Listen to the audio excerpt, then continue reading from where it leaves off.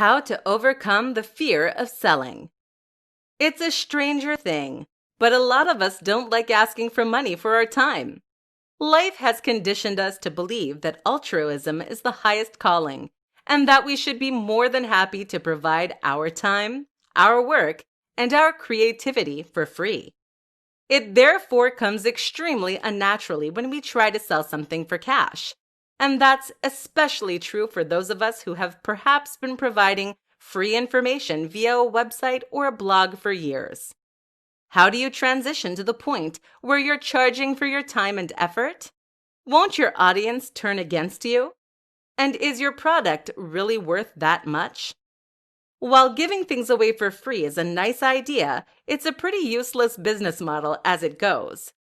In order to make a living doing what you love, you need to be willing to charge, and that means overcoming the fear of selling. Here's what you need to do. First, buy. Spend time in the shoes of your audience by buying the products that you are competing with.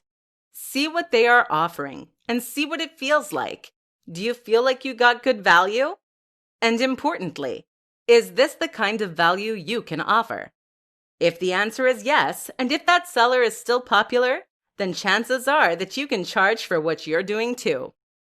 You can also make yourself feel better about this by making sure you put your all into that project. Pull out all the stops to make this something truly great, and that way you can sell with absolute confidence that your audience will be happy with what they receive. Another important step is to run a trial of sorts.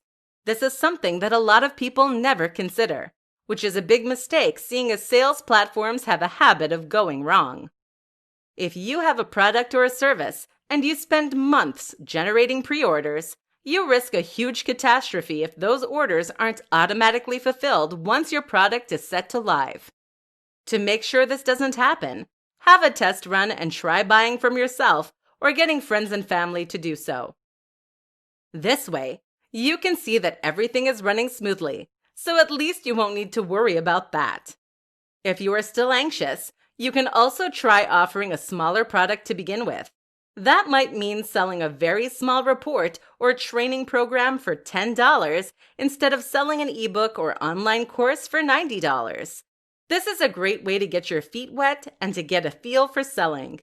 Once you see how positive the reaction is, you'll have no qualms about working on your next, bigger follow-up project. Finally, if you still have the fear, consider accepting pre-orders for an unfinished product.